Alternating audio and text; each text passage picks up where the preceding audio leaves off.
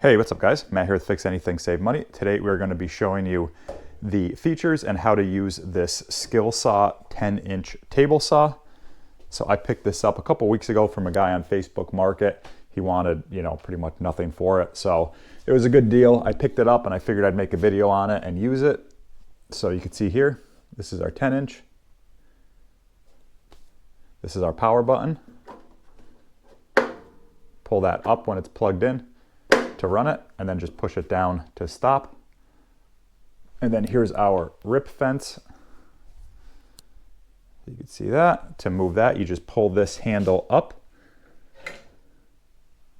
and then you could slide it whichever way you want, or you can take it off, just kind of pull it up this way and release it.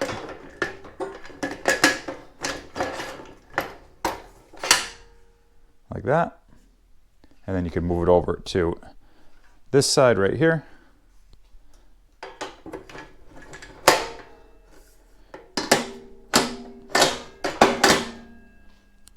And you can see it's kind of clamped in here like that and like that.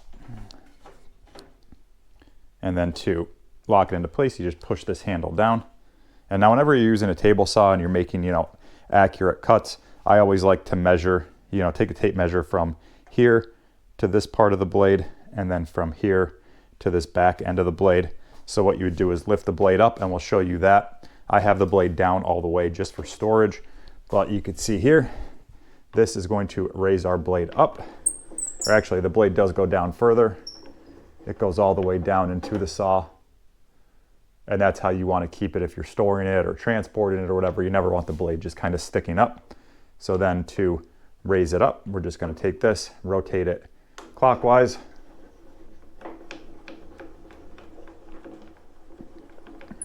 And then we're just going to raise it up for the demonstration.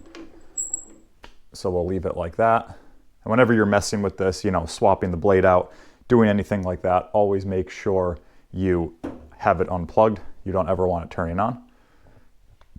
Okay, so there's our blade up. And if you're wondering how high to raise it when you're making a cut, I like to just go like a quarter, maybe 3/8 above the material you're going to be cutting into. So you can see here, we're going to be cutting into, or we're going to be ripping this scrap piece of wood just for the demonstration. So I like to just be a little bit further above it. Okay, so that's how you raise and lower the blade. And then we could also we could cut at an angle here. So all you would do here is lift this up, rotate it counterclockwise. And then you could take this and move it this way to your angles. You could see here, there's a little red indicator of what angle you're cutting at. So you could cut all the way up to a 45-degree angle. And then you would just lock this into place.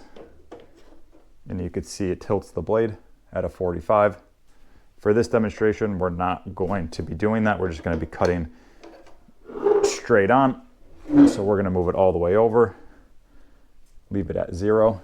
You can see right there. That's at 0. And then we're just going to lock this down so that that doesn't move. Okay. And then we also have our miter gauge right here. This is where you store the miter gauge.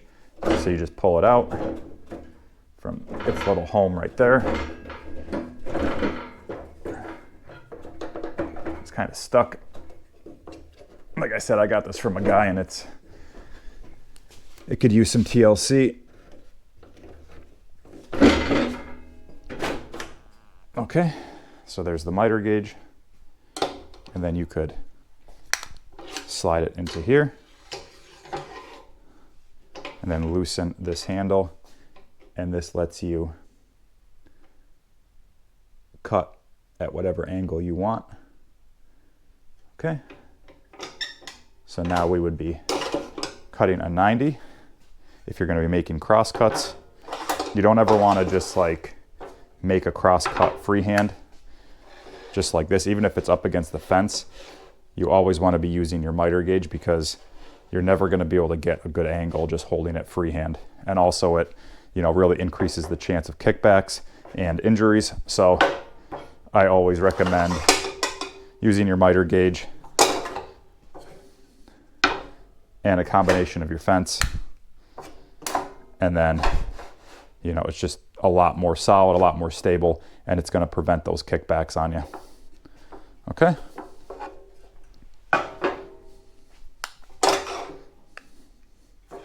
So there's also a good way to check to make sure that this miter gauge is reading true to the blade. And I'll show you that real quick. All you're going to need is a speed square. Okay, so we have our speed square. We're just going to put it like that, put it flush up against our miter gauge, and just roll it up against the blade and just make sure that you are cutting at a 90.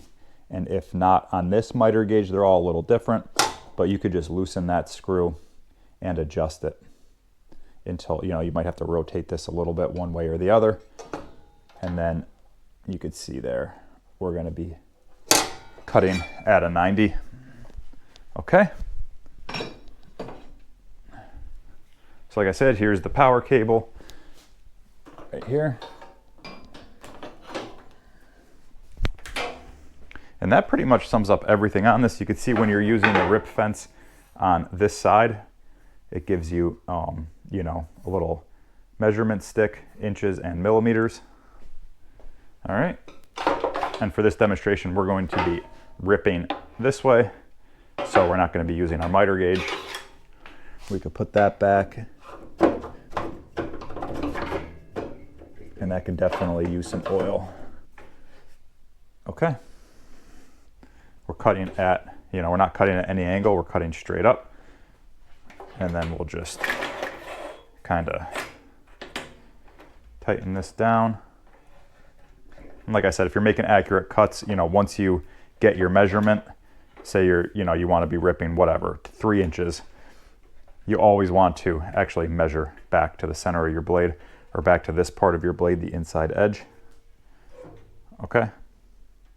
That's if you're going to be making really, really accurate rips, just to make sure, you know, you don't have to adjust this fence one way or the other, because you could see it does kind of wobble, and then you could kind of make it perfect. Okay, so for this, I don't really care. I'm just going to be showing you how this all works and how it rips. And also, when you're ripping material, always get some sort of push stick. So my DeWalt table saw actually came with like a plastic push stick. This one doesn't have one. It also doesn't have the guard here. I believe there is a guard that comes with these originally. This doesn't have it, so, you know, it's not as safe as it could be. But this video is just kind of to show you the saw, and I don't even know how long I'm going to end up keeping this saw, because I do have my DeWalt.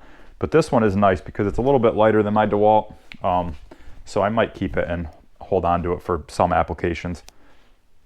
But okay, so we'll turn this saw on, and we will make a cut real quick, set the camera up on the tripod, and we'll show you how it actually works. Okay, we have our saw plugged in, camera up on the tripod, and then we're just going to be ripping this scrap piece of wood that I have, and we're going to be using this push stick. Okay, so like I said, to turn it on, we're just going to pull up on this button right here, and I'll kind of quiet the video down when it turns on, because it is very loud, and you know, it's going to be annoying on watching this on video. All right.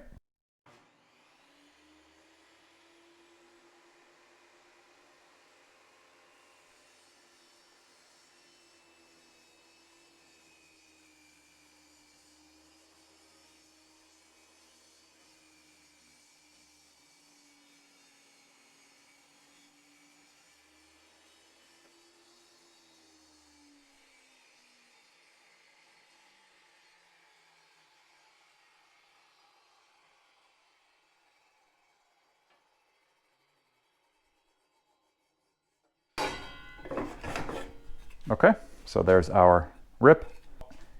And so now we will show you really quick how to change the blade out, now that we did the demonstration.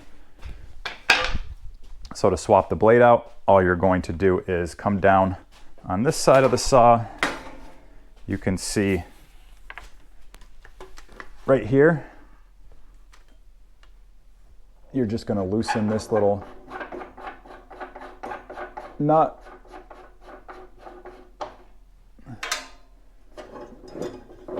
We're going to take off these 2 wrenches. Okay. And then what we're going to need to do is get this fence out of the way. We could get that out of the way. And then we need a Phillips head screwdriver.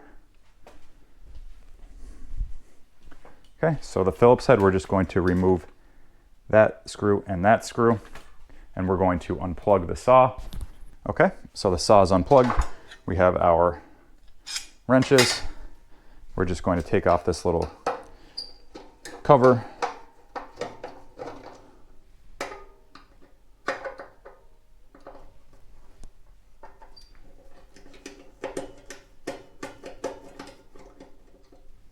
Okay.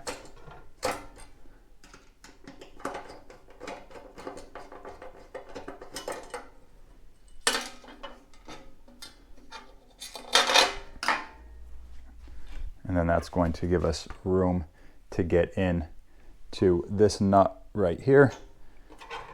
So we're going to use this wrench on the closed end right here, just like that. And then we're going to put this wrench, this open large end right here. We're going to stick that down in there until we get it to lock on. Okay, so that's locked on now. All right, and now I will show you kind of the method to remove it.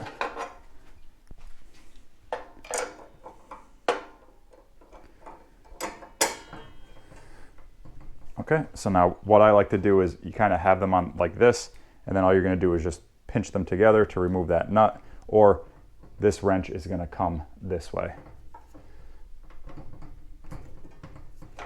Okay, and then once you kind of break the seal on it, you can go ahead and remove the nut. Now you could wear gloves. It's not a bad idea to wear gloves when you're doing this so you don't nick yourself with the blade. Okay, so there's the nut.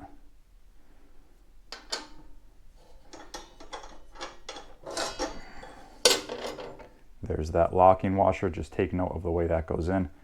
This little concave piece like that on this end goes in like that. Okay, and then we could remove the blade. Just got to kind of wobble it off.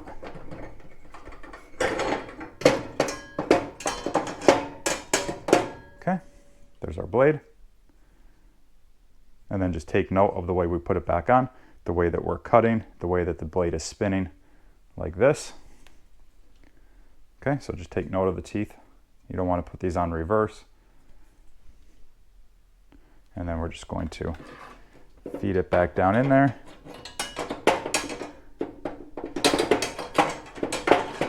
Like so.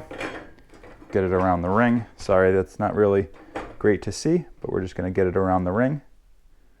And then we're going to just make sure it's pushed all the way up this way. So you could see in there.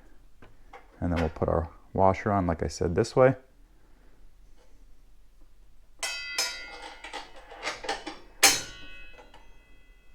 And then we'll put our nut on.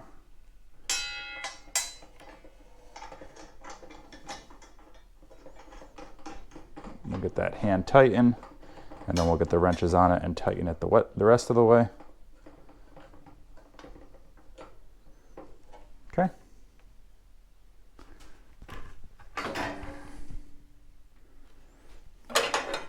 Again, this wrench in here. And just kind of rotate this wrench until you're over that, and you'll feel it, you'll be able to spin the blade when it's on. And then we're going to take our closed end of the wrench, get it on, and then we're just going to tighten it down, pushing this one, the closed end, and the nut this way. Okay, make sure that's good and tight. Take our wrenches off,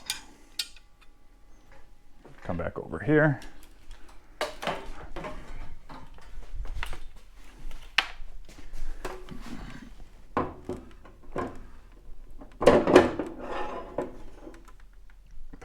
up like that.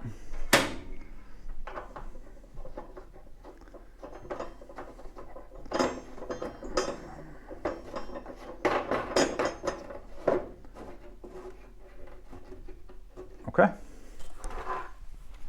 And yeah, guys, if you guys have any questions on this at all, be sure to reach out in the comments and I will get back to you as soon as I can. Otherwise, if this video helped you out, be sure to like it, be sure to subscribe it to the channel, check out all of my other tool and DIY videos. And then we're just gonna put this back on real quick, tighten that down.